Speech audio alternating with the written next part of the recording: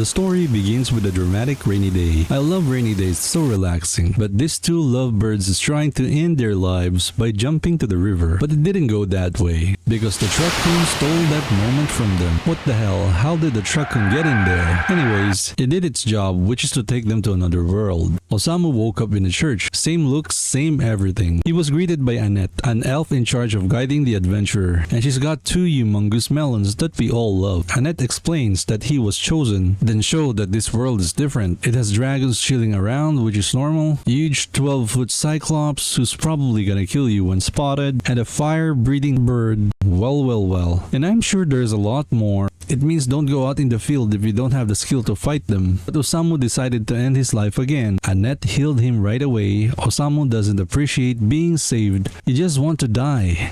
He doesn't like this mission thing and questioned the truck-kun method. Annette checked his stats and special ability, but Annette sees nothing. Annette tried to stop him from wanting to die. She's shocked that he's a different man from another summoned individual. He's the man that she's been waiting for a long time. Osamu was outside chilling while eating his poison. He suddenly levels up, probably because of the poison. Suddenly, a pervert tree monster caught a beautiful woman. He tries to help her but becomes a victim himself. Osamu enjoys as his life faded away while the monster sucks his life out. But for some reason, the tree monster sucked his poison and turned into ash. For some reason, he is able to poison the tree monsters, and he is now level 3. Osamu suddenly remembers Sachan, his girl, and used that as a reason to live, find Sachan and end their lives again. Wait, what? Osamu returns to the church with the woman he saved.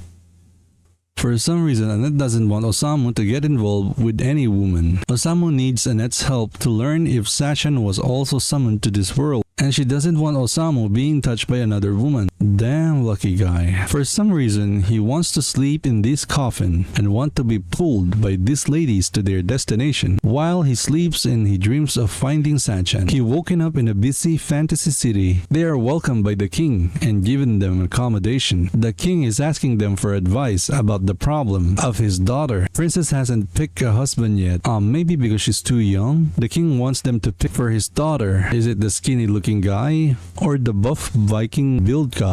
Osamu criticized the king for being a bozo letting a stranger decide for their daughter's future. Fortunately, the king here is in a good mood and let this one slide. Osamu decided to wander in the castle at night and finds the princess and starts thinking of ending his life again. Then he told the princess, never ask anyone to decide for yourself. The next day, the king summons Osamu and apologizes for making him return to this chamber. This king is not arrogant and forgiving. The princess has finally chosen a husband, and surprise, she chooses Osamu. The princess told the king that he's fat and should do intermittent fasting. Then one of the candidates to be a prince's husband transformed into a minotaur. A bunch of puny soldiers attack, and they became like a bowling pins for this humongous minotaur. Tama executed a Taibo attack, and the minotaur felt that knee. Tama is a martial artist level 14. Otto, a support type adventurer level, is 89. Nice. He helps Tama and provides boost.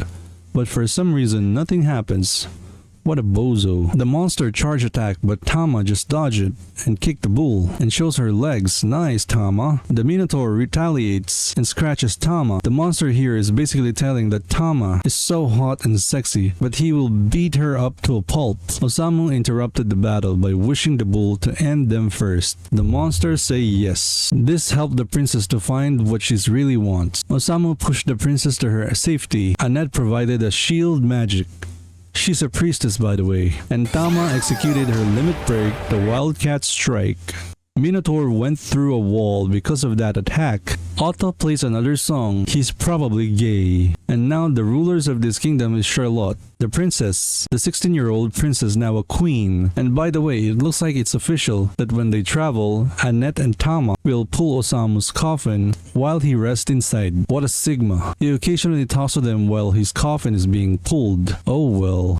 These two girls are still pulling Osamu. Tama is getting hungry, so Annette offered a bread, but Osamu requested a tofu. They must reach another kingdom to find that tofu. Suddenly, a huge dragon appears and looking at their twin bouncies. As if, the dragon is really spooky, and the Dragon Master looks even stronger. Dragon Master casted a dark offensive magic, but they were able to block it Just by staring, this dragon tamer was able to bend all of their knees except for Osamu. This dragon tamer is the one they called the Wrathful Dark Lord, and she immediately stabbed Osamu, but he was still alive after getting stabbed. The Dark Lord felt weird, so she flees. Their tiny bat-looking monster took them to safety. The next morning, Osamu's task is to find a poison to end his own life, but it turns out poison doesn't affect his body anymore. She wants Annette to leave Osamu's party. Osamu refuses. He said Annette will decide that, and tells Yesha to piss off. It doesn't mean she can get what she wants just because she has huge melons. Suddenly, a stupid-looking guy shows up, tells everyone he's the best, and he's backed up by this rapping fatso. His name is Fat Bastard. This guy is Suzuki. He uses his special skill called Pet to Annette. He used it to Tama too.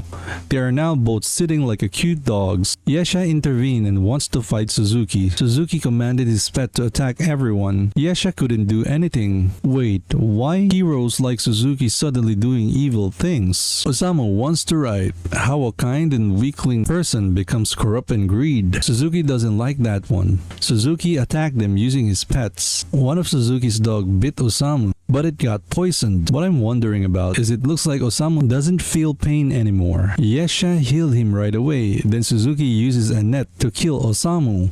But Annette was able to free herself from the control of Suzuki. Now Annette is free. Suzuki suddenly became a scared little baby and wants to kill himself, but Osamu stopped him because he's still trying to write a book about him. So he continues his interview.